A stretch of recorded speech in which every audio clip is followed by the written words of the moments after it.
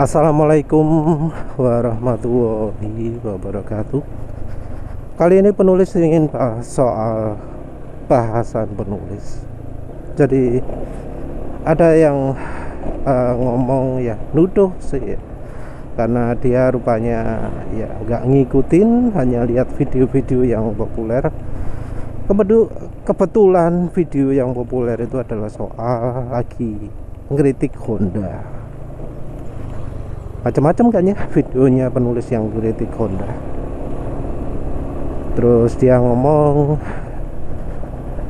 ngeritik Honda tok, sementara merek sebelah nggak dibahas. Penulis disebut memuja-muja NMAX. Ya mungkin dia nggak ngikutin penulis, mungkin ya, karena ya NMAX ini bukan motor yang ideal ya. NMAX ini ada kelemahan nih, yang terutama ya apa jenenge, engine mountingnya itu terutama ada stopper. Terus apa maneh,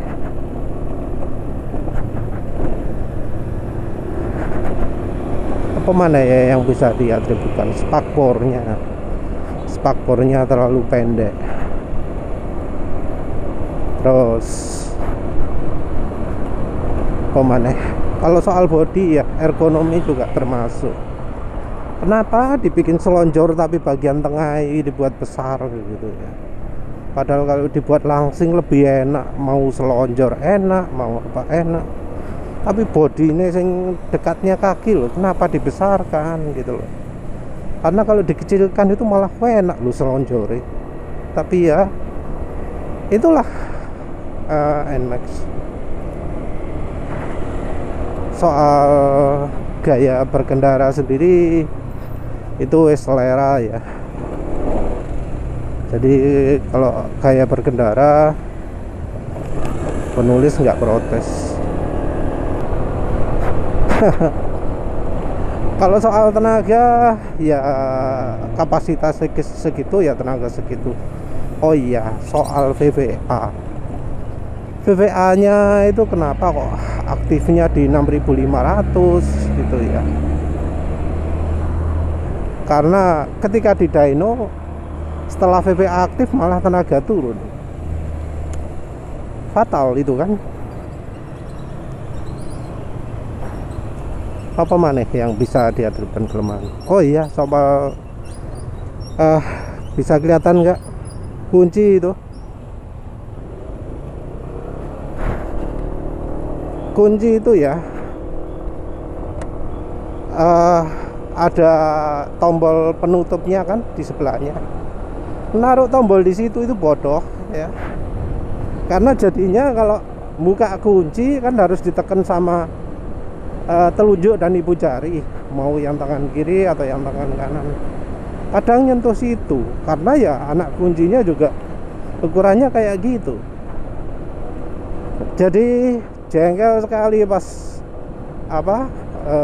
ngunci atau buka kunci, nyentuh itu cetok ke kunci, padahal nggak niat ngunci. Apa mana? Ya kira-kira itulah. Jadi penulis sendiri nggak nganggep NMAX ini sempurna gitu ya. Tapi dibanding Honda, oh jauh. Kalau soal mesin, penulis nggak ngomong lemah atau macam-macam ya.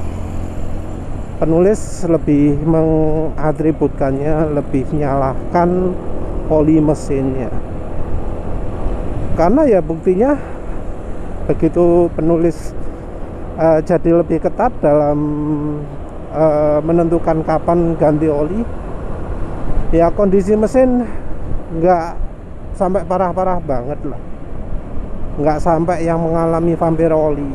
Jadi emang motor penulis fuel dilutionnya parah, tapi penulis tidak mengalami vampir oli. Ya harusnya sih dibuka gitu ya. untuk tahu kenapa sih vampir oli, karena bisa jadi naruh ringnya salah atau gimana gitu ya. Tapi ya penulis sudah curiga dengan ketika pertama pakai Yamalu itu sampai bunyi asak-asak parah. Dan itu yang menurut penulis bikin apa, kondisi motor penulis jadi view illusion sekarang. Nah si bronya juga ngomong bahwa yang menarik itu bongkar-bongkar mesin gitu ya. Entah ya, bongkar mesin kan harus ada tujuannya juga.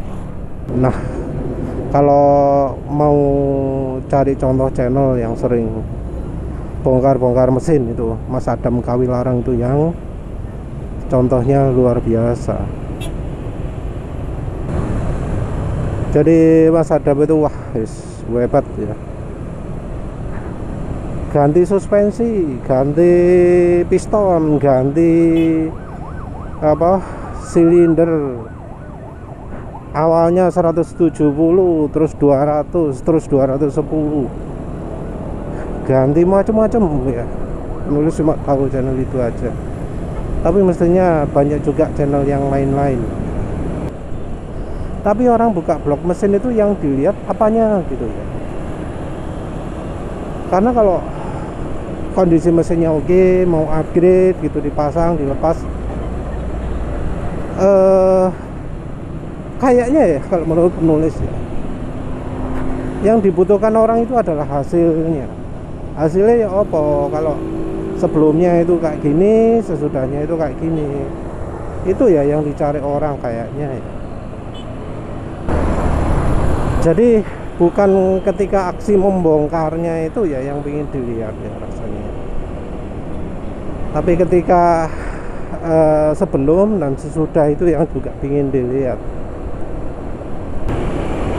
Dan kalau masalah, kalaupun motor masalah, rasanya bukan dari ketika membongkarnya ya yang dilihat, tapi ya apa, caranya cara menemukan masalah yang ingin dilihat.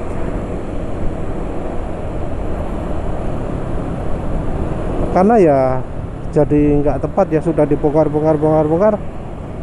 problemnya tempat lain gitu. Yang namanya motor ya, ilmunya macam-macam, tekniknya macam-macam, cari masalah pun caranya macam-macam. Penulis sendiri ya apa ya, termasuk orang yang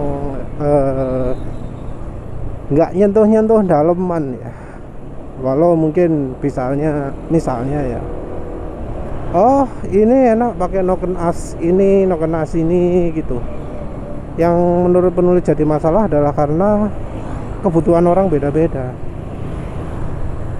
modifikasi orang pun beda-beda. Yang namanya mapping, yang namanya apa, setelan itu juga bisa beda-beda.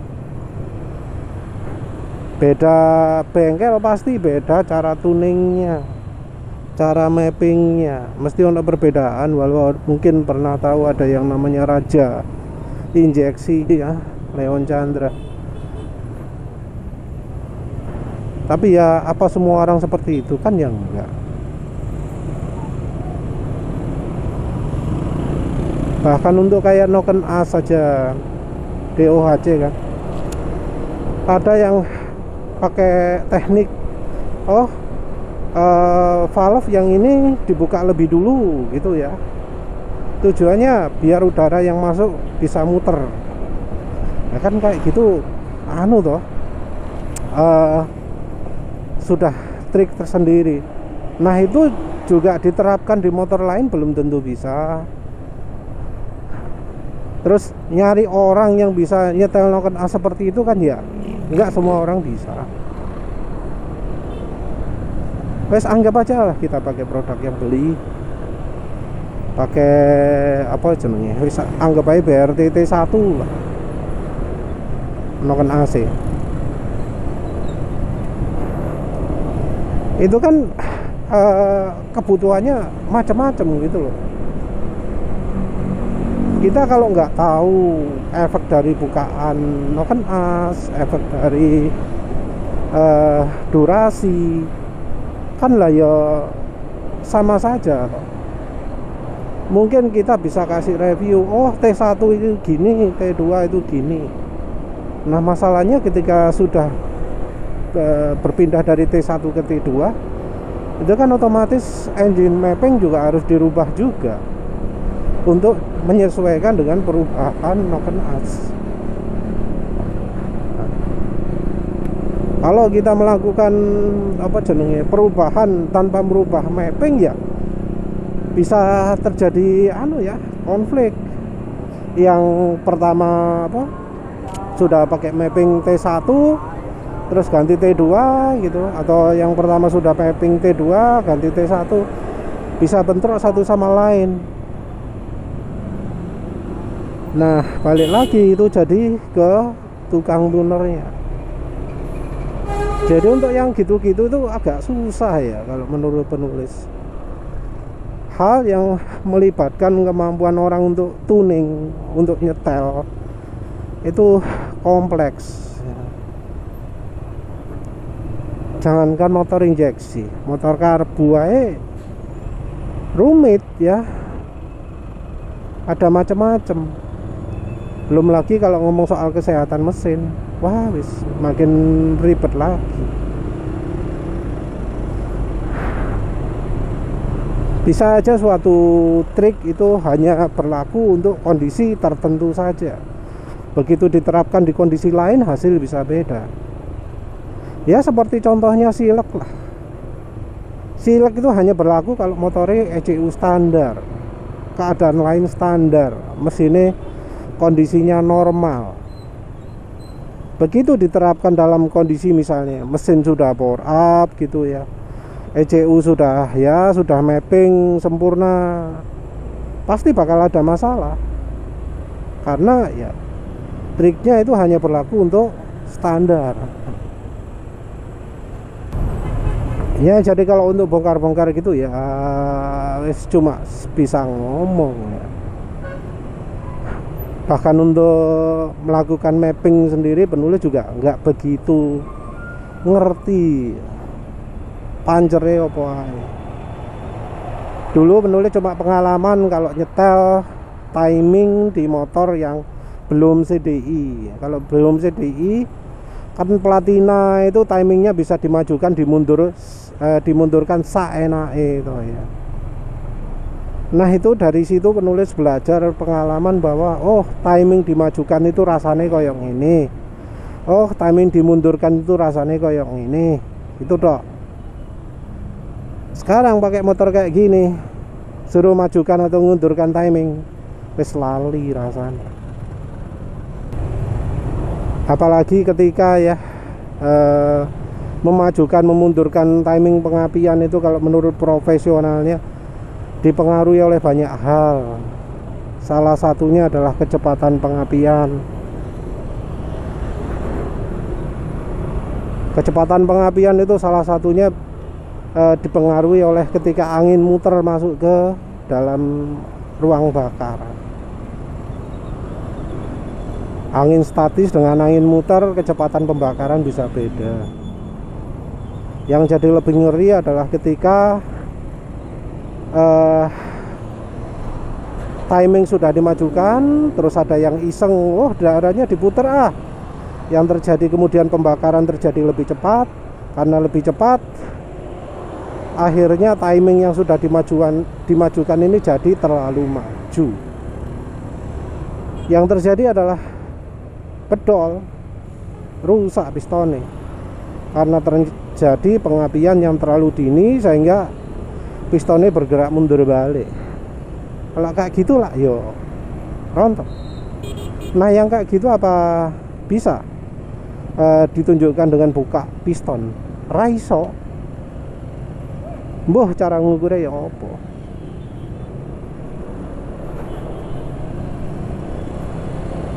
entah ya apakah ada ya alat yang mengukur kecepatan rambatan pengapian dengan dibandingkan timing busi atau pergerakan pistonnya. Ono nggak alat kok ngono ya? Mestinya ada ya, soalnya itu penting sekali ya. Apa pakai knock sensor? Kalau knock sensor beda lagi.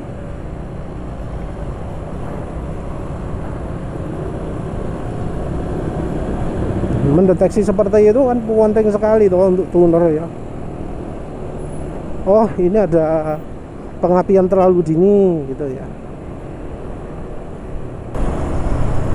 Kalau penulis sendiri sih ya kalau sebagai pemula ya, penulis rekomendasikan cari modifikasi seperti itu. Sekalian cari yang mahal ya. Cari ECU yang ada knock sensornya kalau ada lah. Biar lebih aman. Mungkin harga dianggap 2 kali lipat, tapi ya menurut penulis daripada mengalami piston jebol itu merupakan sebuah harga yang wajar lah ya. Walau mungkin kalau 5 juta termasuk larang pisan ya. 2,5 juta itu dianggap ECU murah ya, karena sekarang zaman injeksi ya, minim kita perlu acuan tersendiri lah. Mengetahui masalah macam-macam ya pakai sensor atau punya ECU mahal ya. Oh, kalau ini sudah bengkel tapi ya punya ECU mahal yang ada sensor macam-macamnya, dipakai untuk mengetahui limit suatu mesin. Karena limit suatu mesin itu bisa beda-beda kan ya, tergantung dari apa saja yang dilakukan. Jadi pakai ECU mahal yang punya sensor macam-macam, dipakai untuk mengetahui limit pengapian, timing pengapian ya, terutama itu yang sangat kritikal. Terus mengetahui limit pasokan bahan bakar, mengetahui kondisi ideal pada saat tertentu itu ya. Tapi ya maaf kalau penulis sendiri nggak siap untuk terjun ke yang seperti itu. Performa motor standar menurut penulis sudah lebih dari cukup, karena ya jalannya ya kayak gini. Ini pelan-pelan bukan karena pingin pelan-pelan loh ya. Ini karena wayai ganti oli sok depan ini, karena masih nego, belum disetujui ya, wis terpaksa ditunda. Ya gak wani banter. Kenapa?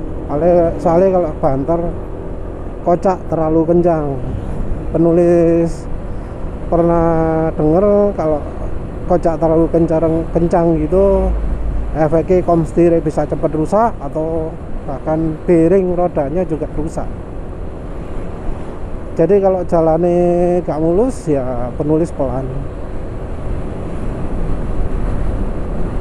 Kalau pas lagi sehat, war masih jalannya elek ya. Kalau sekarang rawani. Soalnya mentule buantre, cerak gitu ya. Sudah waktunya ganti oli depan. Tapi ini lumayan juga ya, awet juga oli depannya. Suspensi ini motornya udah umur 43.000 km. Luwih ya. Iya, 43.400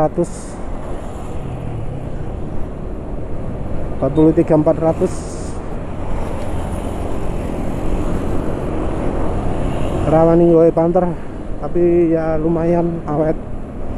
Ini suspensi depan perlu ganti oli, suspensi belakang perlu diganti, soalnya mbuh ya apa carane ganti oli nih. Kalau ada cara gampangnya tak lakukan ya. Pemana ya wes lah itu dulu. Terima kasih sudah menonton. Assalamualaikum warahmatullahi wabarakatuh.